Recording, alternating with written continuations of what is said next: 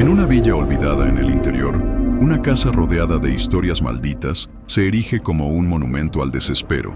Relatos de voces susurrando durante la madrugada, risas infantiles en cuartos vacíos y una presencia que parece observar cada movimiento de sus habitantes transformaron el lugar en una pesadilla viva.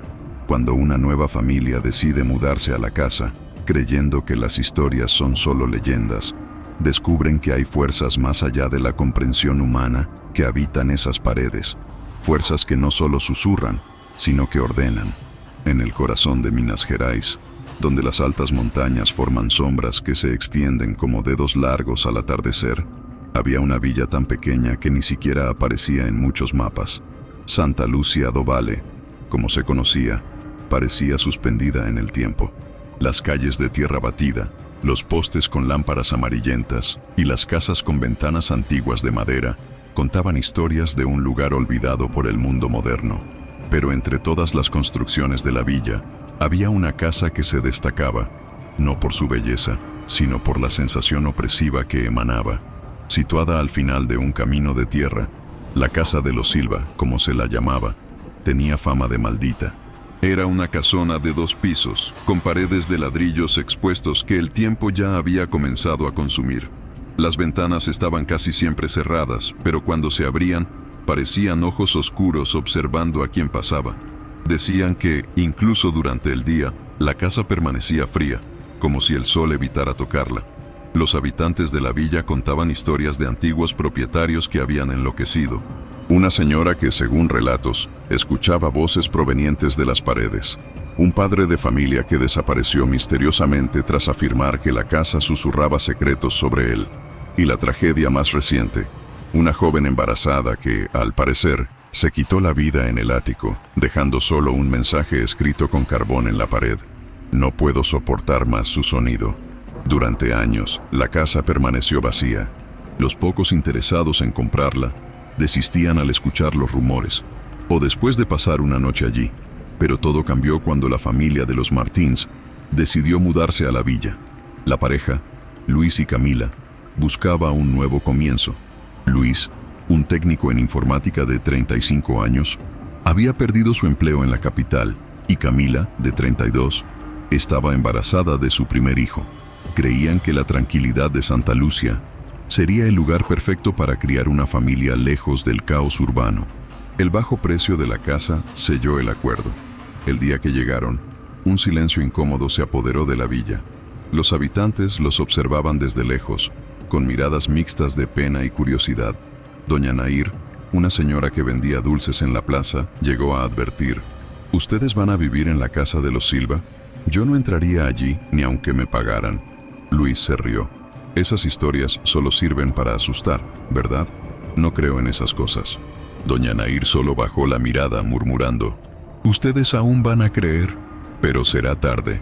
La primera noche en la casa fue incómoda. La falta de muebles hacía que los pasos resonaran de forma inquietante. Camila, que estaba en la 32ª semana de embarazo, sintió un escalofrío inexplicable al pasar por el pasillo que conducía al ático. Algo en ese espacio la incomodaba, pero trató de ignorarlo. Luis, por otro lado, parecía emocionado organizando la mudanza. Había traído una radio portátil para escuchar música mientras organizaban las cajas, pero algo extraño ocurrió mientras ajustaba las estaciones. Entre los ruidos de la radio local, voces susurradas comenzaron a salir de los altavoces. «Camila, ven a escuchar esto», llamó riendo. «Parece que la radio de aquí está rota». Ella se acercó a él y escuchó, pero en lugar de risas, el rostro de Camila se puso pálido. Entre los susurros distorsionados, había palabras que parecían claramente dichas. «Están aquí, están observando». «Apaga eso, Luis, por favor», pidió con la mano en el pecho. Luis obedeció, pero la sensación de incomodidad permaneció. A las 3 de la mañana, Camila despertó sobresaltada. Sintió que algo estaba mal. La casa parecía más fría de lo que debería estar, y había un sonido bajo proveniente del piso de abajo. Parecía un canto, voces suaves, casi infantiles, entonando algo repetitivo. Intentó despertar a Luis, pero él estaba profundamente dormido. Por más que lo agitara, no reaccionaba. Tomando valor, Camila bajó las escaleras. Cada escalón crujía como si protestara contra su presencia. Cuando llegó al final de la escalera, la sala estaba vacía, pero el sonido continuaba. Parecía ahora venir de las paredes. Con los ojos muy abiertos, susurró: ¿Quién está ahí? El sonido cesó instantáneamente. Al día siguiente, Camila le contó a Luis lo que había oído, pero él se encogió de hombros. Debe haber sido el viento, amor. O tal vez tu sueño está un poco ligero por el bebé. Ella no insistió, pero a medida que pasaban los días, los sonidos se hicieron más frecuentes, raros durante el día, pero inevitables por la noche. Luis comenzó a escuchar también, pero prefirió no admitirlo. Pasaba las madrugadas en vela, tratando de convencerse de que eran solo ratas o la estructura vieja de la casa. Pero no eran. En la quinta noche, Luis despertó con la sensación de que alguien estaba al lado de la cama. La habitación estaba oscura, pero sentía una presencia. Cuando extendió la mano para encender la lámpara, sintió algo helado agarrar su muñeca con fuerza. Gritó y encendió la luz, pero no había nadie allí. Solo Camila, que ahora lo observaba con los ojos muy abiertos y una pregunta que no se atrevía a hacer en voz alta. ¿Tú también lo sentiste? Algo en la casa estaba despertando. Y sabían que ya no estaban solos. Los días pasaron como un borrón en la casa. Luis y Camila intentaban ajustarse a la rutina, pero la sensación constante de estar siendo observados no los dejaba. Era como si cada pared, cada rincón de esa casa tuviera ojos.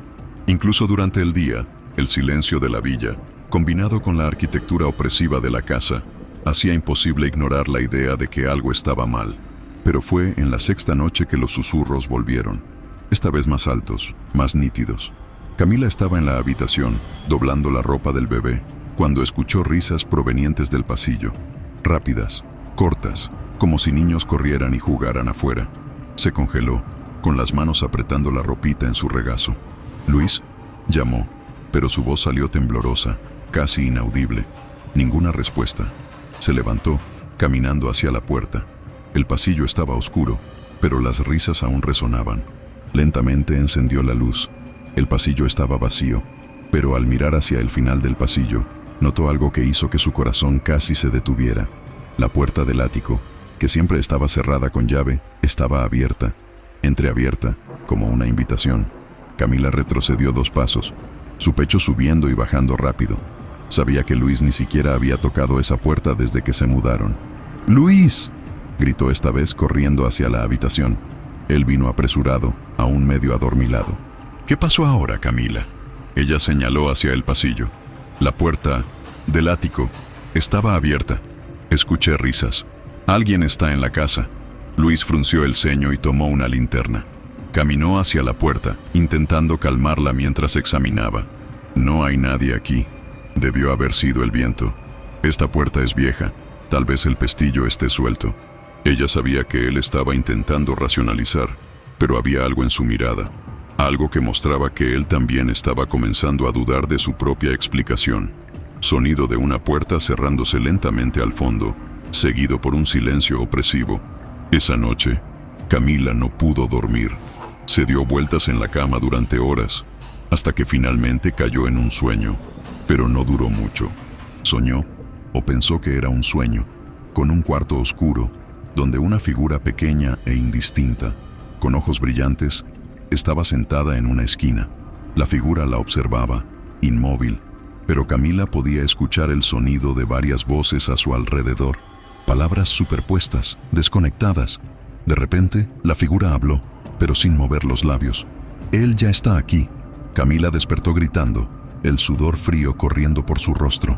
Luis intentó calmarla, pero ella estaba completamente tomada por el pavor. Al día siguiente, Luis finalmente decidió que necesitaba actuar. Llamó a un albañil local, el señor Geraldo, para que revisara la estructura de la casa. Quería, desesperadamente, creer que los sonidos provenían de algo lógico, tal vez ratas en las paredes o fugas. El señor Geraldo era un hombre mayor, callado, que conocía cada casa de la aldea. Cuando llegó a la casa de los Silva, dudó en la entrada, como si pisar allí fuera a cruzar una línea invisible. «La casa está en pie, pero algo en ella está podrido», murmuró, mientras miraba a su alrededor. Luis lo acompañó hasta el ático, que el albañil abrió con dificultad. Dentro, El olor a madera vieja y moho era fuerte.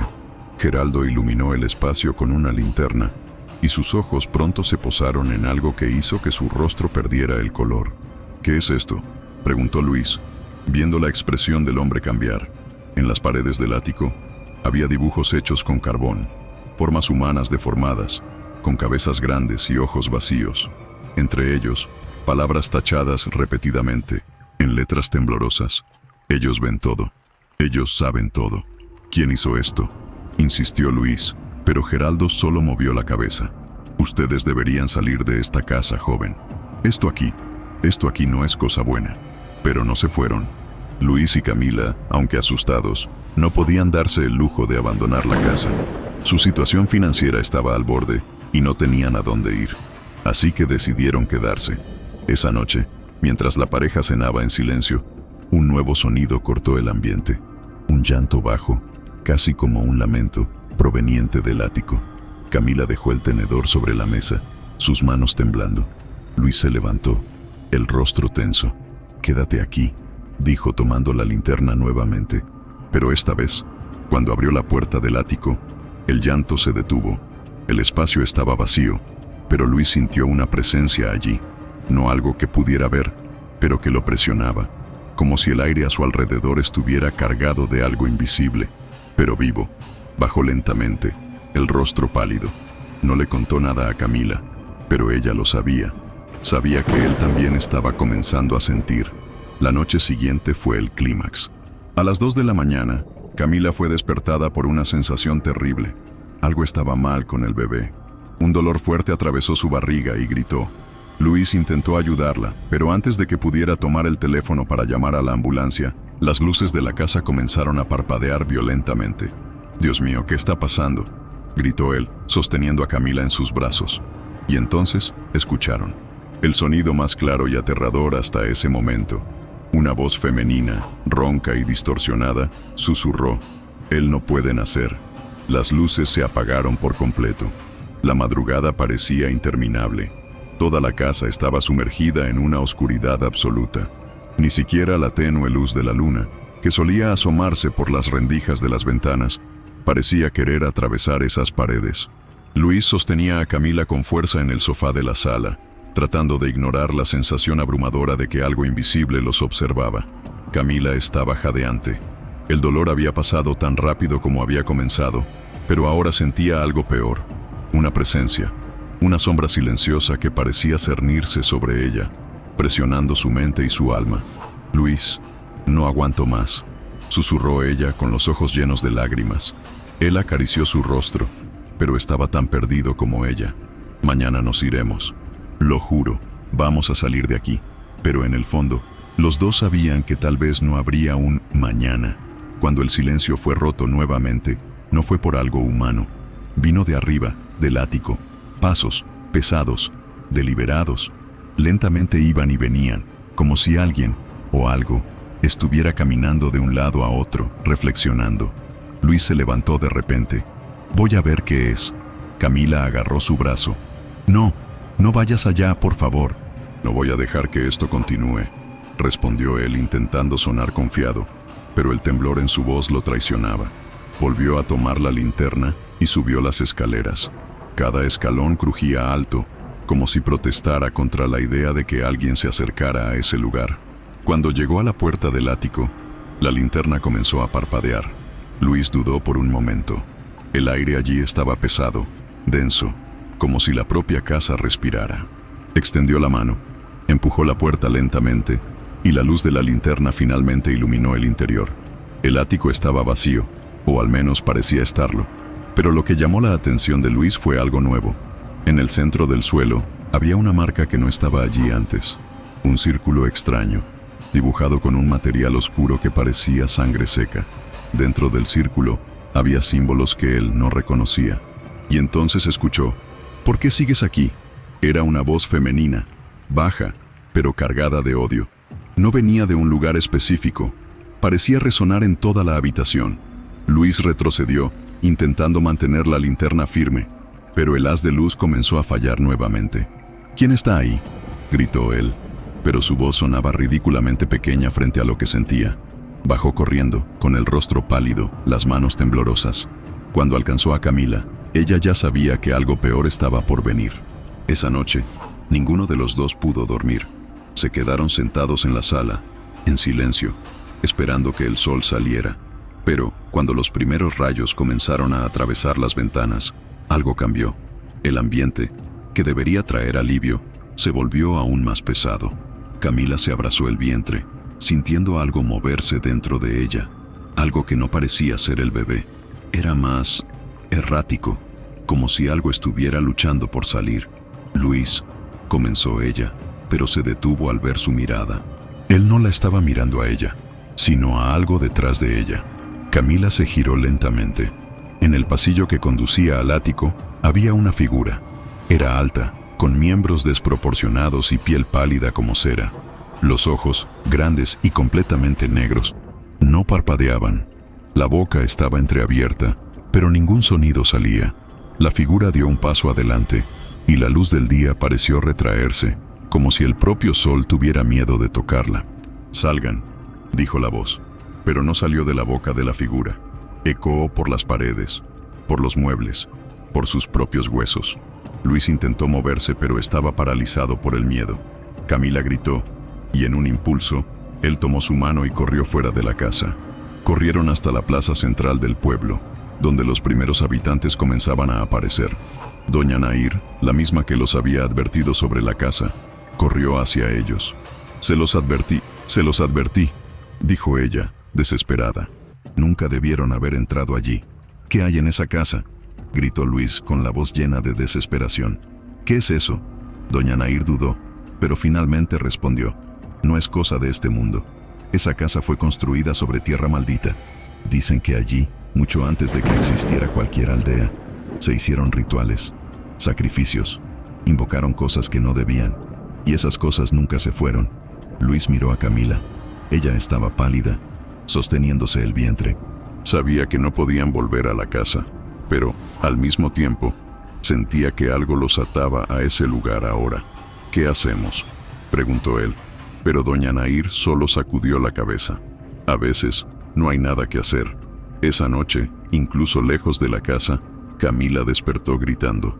Sentía que algo se movía dentro de ella, algo que no era el hijo que esperaba.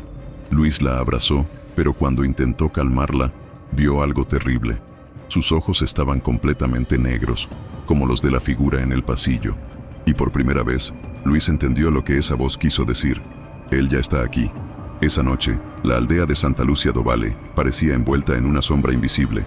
Luis y Camila no volvieron a la casa, pero lo que los perseguía parecía no importarle. Habían alquilado una pequeña habitación en la posada del pueblo, un espacio modesto y estrecho, pero que ofrecía una sensación de seguridad, o al menos debería. Camila estaba acostada en la cama, tratando de recuperarse del episodio de la noche anterior. Luis estaba a su lado, pero no podía relajarse. La observaba atentamente, sus ojos fijos en el movimiento de su respiración. Temía que en cualquier momento algo sucediera. Fue entonces cuando ella despertó bruscamente. Sus ojos estaban desorbitados, y su mano fue instintivamente hacia su vientre. «Está moviéndose», susurró ella, con la voz temblando. Luis se acercó a ella, preocupado. «Es normal, amor.